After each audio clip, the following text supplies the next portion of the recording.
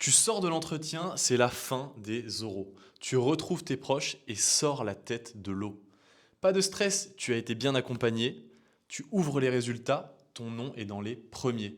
Tu te rends alors devant l'école, heureux et fier, prêt à enfiler ton uniforme kaki et vert. Te voici enfin médecin militaire.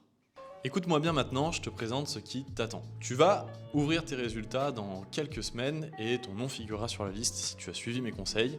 Tu devras donc te préparer et préparer ton pactage. Tu vas avoir 3 semaines à 1 mois à peu près pour le préparer.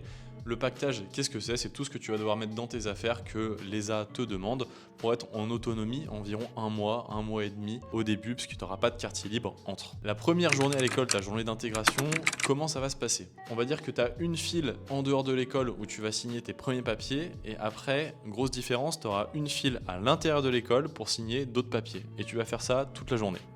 Rien de plus. Ensuite, une fois cette journée terminée, tu vas pouvoir commencer ce qu'on appelle la formation militaire initiale qui dure en gros 7 à 10 jours. Cette formation, c'est une formation qui est encadrée par des militaires qui viennent de régiments de la France entière et où tu vas te retrouver en 4 sections. Donc tous les élèves de ta promotion vont être séparés en 4 sections et toi, tu auras donc une section où tu seras encadré par quelques militaires qui viennent de régiments ainsi que des élèves, des anciens élèves de l'école qui passent en 7e année, qui commencent leur internat et qui ont fini leur externat. Tu vas avoir quelques jours pour apprendre les bases du métier de militaire. Donc tu vas te lever tôt, apprendre les grades militaires, les saluts militaires.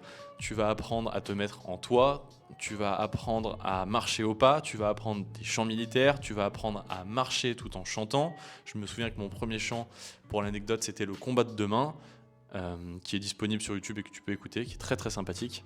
Donc toutes sortes de choses qui font le quotidien du militaire.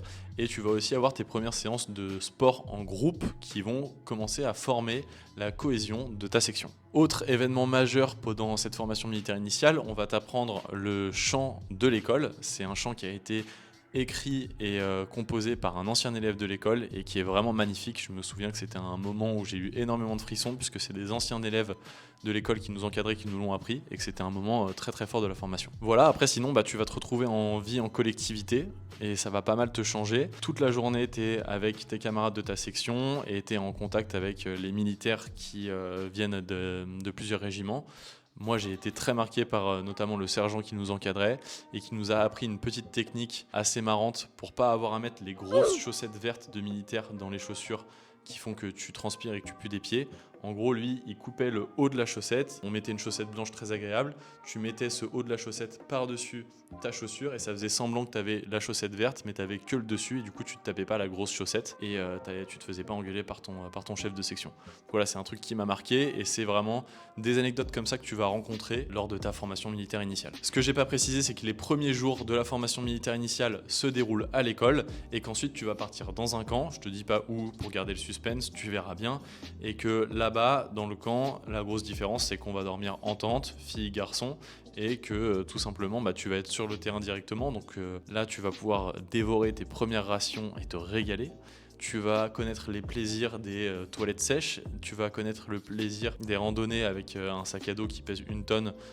Tu vas aussi connaître le plaisir des gardes de nuit, où tu te réveilles de 4h à 5h pour faire la garde autour du camp, alors que tu sais très bien que il se passe rien à part quelques sangliers qui passent ici et là. Et donc ça va te forger ta première expérience militaire, à moins que tu en aies déjà fait une en ayant fait un stage en régiment comme j'avais pu le faire.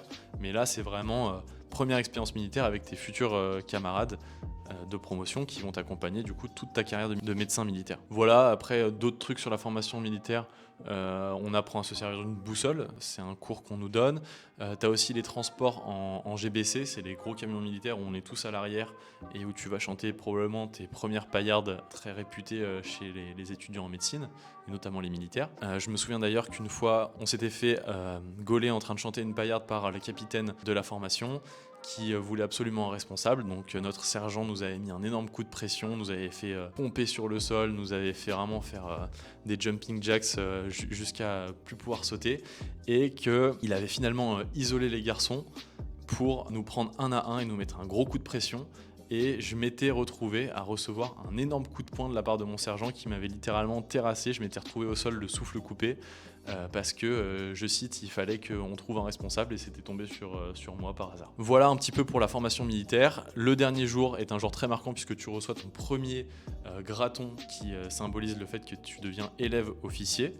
Et du coup, pour le coup, tu vis ta première cérémonie directement sur le camp dans lequel tu vas être. Et voilà, c'est un moment assez fort de cette première formation militaire. Voilà, maintenant que je t'ai un petit peu raconté comment allait se dérouler ta formation militaire initiale, je vais t'expliquer en détail qu'est-ce qui t'attend pour les cérémonies d'intégration par les anciens élèves. Voilà, maintenant que tu sais tout sur les cérémonies d'intégration par les anciens élèves, on va passer à la partie suivante qui est la rentrée à la fac. La rentrée à la fac, pour faire court, tu vas te retrouver en toi devant le bâtiment où se passe la rentrée de la fac et tous les sentards du coup sont en toi bien alignés avec une jolie chemise blanche et une poker face complète pour intimider les civils parce que c'est la tradition. Ensuite, juste ce qu'il faut savoir, c'est que en amphi, les premiers rangs sont les rangs sentards et c'est là où vous allez vous asseoir chaque fois que vous irez en cours. Après, vous irez pas tout le temps à la fac, sachez qu'on peut aussi travailler à l'école, il y a des petites salles qui sont faites pour, où vous serez des petits groupes pour travailler et que c'est du coup une très bonne ambiance de travail. Une fois que tu as fait cette rentrée à la fac, il se passe la cérémonie des épées. C'est à ce moment-là que tu as une première vraie cérémonie, bien qu'il y avait la cérémonie où tu recevais ton graton en FMI.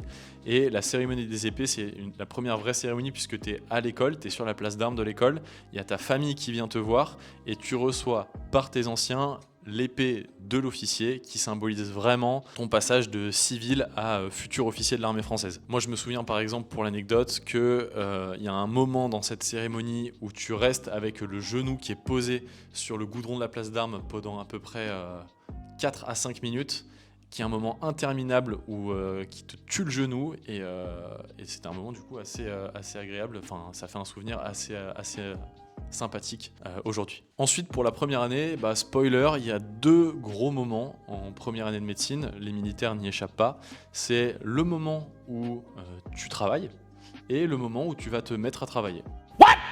Il n'y a pas trop d'autres moments dans la journée, on fait que travailler. Après, ce qui est sympathique, c'est que c'est que 2 fois 3 mois.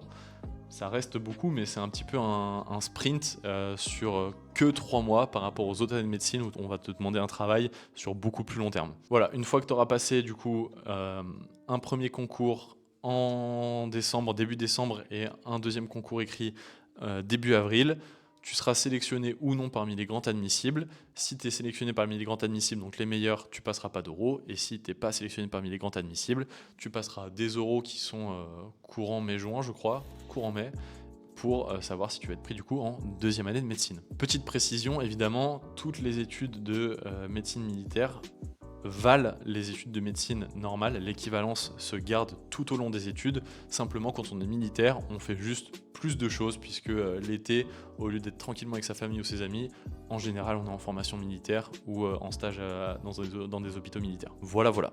Maintenant, on passe à la partie sur la formation militaire complémentaire qui va arriver l'été, justement, entre ta première et ta deuxième année.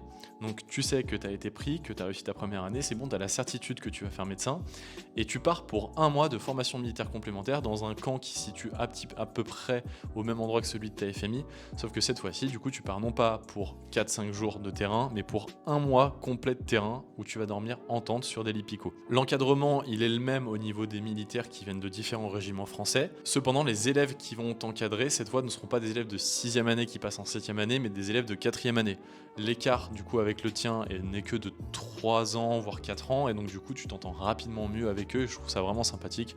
Moi, je m'étais très bien entendu avec mon lieutenant de formation militaire complémentaire, mon lieutenant de FMC. Les gros événements de cette formation militaire complémentaire, c'est que dès le début de la formation, tu vas recevoir une arme que tu vas garder avec toi du coup pendant 1 mois, que cette arme tu vas lui donner un nom et que la nuit tu devras même dormir avec dans ton sac de couchage, puisque nos lieutenants de FMC et l'encadrement militaire s'amusaient à passer dans les tentes le soir pour essayer de nous les piquer, et si tu te fais piquer ton arme en tant que militaire, autant te dire que tu dérouilles. Donc on avait des armes, on s'en servait évidemment pas tous les jours, mais il y a quand même quelques séances de tir qui sont prévues où tu vas du coup apprendre à tirer sur des cibles. Tu as aussi 2-3 exercices dans la forêt où on tire à blanc et on fait des petits exercices exercices de camouflage, des petits exercices où on travaille sur des positions tactiques qui sont toujours du coup en lien avec le fait d'aller sauver des blessés ou d'aller à la rescousse. Donc il n'y a pas que du militaire, ça mêle aussi un petit peu le côté médecin militaire. Et puis voilà, la différence avec la FMI, c'est que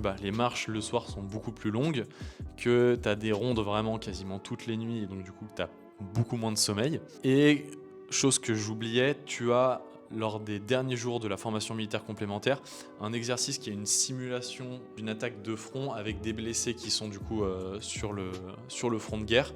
Et tu dois t'organiser avec ta section qui est du coup sous-divisée en petits groupes pour aller du coup évacuer ces blessés. Et c'est un des moments vraiment les plus intéressants de cette formation, puisque c'est un petit peu pour ça à la base que tu t'engages, puisque c'est un petit peu ça que tu es amené à faire si tu pars un jour en OPEX. Après sinon, tu continues toujours à pratiquer le quotidien du militaire avec les chants, le sport en groupe, le parcours du combattant sur lequel tu vas t'entraîner plusieurs fois. Moi je me souviens que ma formation militaire elle a été marquée notamment par des sangliers à gogo pendant les rondes où t'es tranquille le soir, tu vois rien mais tu sens un truc te frôler la jambe, c'était un sanglier. Voilà, je passe tout de suite à la partie suivante qui va être tes années d'études après la formation militaire complémentaire. Maintenant je vais essayer de te détailler un petit peu ce qui t'attend lors de tes années d'études après la première année. Je peux pas tout citer parce que la vie à l'école elle est assez riche, donc je vais juste te citer 2-3 points qui me viennent en tête là. Le premier, ça reste le côté associatif qui est extrêmement présent à l'école. Tu peux t'engager dans quasiment une dizaine d'associations, il y a vraiment moult choix. Et je trouve que c'est un bon argument à citer lors de l'entretien avec le jury, si tu précises que toi, tu as déjà fait de l'associatif et que tu détailles un petit peu ce que tu as fait, et que tu dis que non seulement tu veux faire médecin militaire, mais qu'en plus à l'école, tu as un côté associatif qui est très développé, et que toi, ça t'intéresse, ça peut te démarquer des autres candidats par exemple. Ensuite, le sport, il faut savoir que tu peux faire du sport en première année, mais que tu peux t'inscrire au club de sport de l'école qu'en deuxième année. Donc je te l'avais dit dans ma vidéo de lycéen paumé à futur médecin militaire qu'on pouvait faire du sport, je t'avais un petit peu cité tout ce que tu pouvais faire, et à partir de la deuxième année, tu peux t'inscrire dans les clubs. Ensuite, je me souviens que le mercredi soir, il y a un conférencier qui vient intervenir, et du coup, on est prié de se rendre à la conférence du mercredi soir qui est dans un amphi. C'est très intéressant, ça traite en général de sujets d'actualité ou de sujets très importants dans ton métier de médecin militaire, et qu'un petit groupe à chaque fois peut aller manger avec le conférencier et le général pour pouvoir discuter directement avec lui et avec le général. Et je l'avais fait une fois, j'avais eu la chance de le faire et c'était un moment très, très sympathique. Oui, j'avais oublié de t'en parler, mais tu vas retrouver en première année et du coup par la suite dans tes différentes années d'études ce qu'on appelle du coup les couleurs, la levée du drapeau. C'est un vendredi matin par mois à peu près, donc par cette occasion-là, le général va remettre quelques médailles à certains élèves et c'est mélangé du coup ESA EPPA. C'est une cérémonie du coup pour les médecins mais aussi pour les infirmiers. Voilà pour les couleurs. Après je pourrais te citer aussi les fêtes qui se passent à l'école, notamment la fête des élèves qui est une fête du coup organisée par les élèves où on retrouve le commandement et où les élèves parlent un petit peu des sujets rigolos du moment avec le commandement et tourne tout un petit peu à la dérision. Et puis après, tu as les fêtes au foyer. Et du coup, le foyer, qu'est-ce que c'est ? C'est le lieu de vie de l'école, le lieu de détente dans lequel tu vas te retrouver tous les midis après avoir mangé au mess et où tu vas pouvoir retrouver baby-foot, table de ping-pong, billard. Il y a même une terrasse, donc c'est un endroit très sympathique. Tu peux boire le café, boisson, tu as même des petits gâteaux. Et c'est là un petit peu que tu vas te retrouver tous les midis. Voilà pour tout ce qu'il y a d'amusant à faire à l'école. Donc je t'ai cité l'associatif, le sport. Pour le côté médical, à partir de la 3e année, donc la D1, tu vas commencer les stages à l'hôpital. À partir de la D2, tu seras 6 semaines en stage, 6 semaines en cours. Et donc du coup, la particularité quand tu es à l'école santé des armées, c'est que tu vas faire une partie de tes stages en CMA, centres médicaux des armées, et en HIA, hôpitaux interarmés, alors que les civils ne peuvent pas. Et voilà, c'est la principale différence. J'ai rien d'autre qui vient à l'esprit, donc je vais conclure pour cette vidéo. J'oublie sûrement plein de choses. Le mieux pour toi, pour que tu aies un topo de vraiment tout ce qui va t'arriver à l'école, c'est que tu sois pris à l'école et que tu réussisses les oraux cette année. C'est pour ça que je propose à certains qui seraient vraiment motivés et vraiment déterminés et qui veulent s'assurer une place à l'école de prendre un appel avec moi. C'est gratuit, tu vas retrouver le lien en description. Pendant cet appel, on va juste discuter un petit peu de toi, de ta situation, de tes motivations, et je vais voir avec toi comment est-ce que je peux t'aider à t'assurer une place parmi les admis 2025. Voilà, donc je te le disais, le lien est en description, premier arrivé, premier servi. On se retrouve la semaine prochaine pour une prochaine vidéo. C'était Maxence, à bientôt.